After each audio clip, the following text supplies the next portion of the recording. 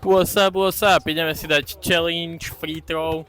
Kto to vyhrá, kto ostane jak posledný, dostane lístky, plus si môže vybrať nejaké tričko od nás. Jak to tu vidíš, dáš koš alebo nedáš koš? Dám, kámo, hneď na prvú šupu, ráno som bol hrať ešte basketbal. Zatiaľ mám pocit, že nikto nedal, čo tu pozerám inak za ten čas. Dima dá určite. Dobre. Čo hovoríš na to, že si vypadol hneď v prvej línii? Predpokladal som tento scenár, takže ma to prekvapilo. Čo hovoríš na to, že si zase vypadol? Tá slabý kus. Scarface dal. Tak som to aj cítil, ale teraz som nedal, prvý som dal a... A už si vypadol si?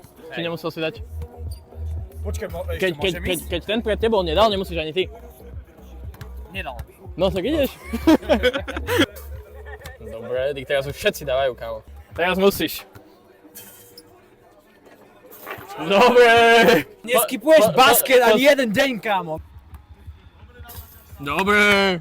Stále traja. Stále top 3 inak je veľmi vážna. Ideš na ňo, alebo nejdeš? Idem isto. Ideš, no ideš. Daj mu mikrofón. Poď, môžeš povedať dačo, jak si vyhral súťaž, jak sa ti darilo, jak si to nacítil. Viete, fokus. Hlavne práve fokus a roky repetície, hej. Všetko.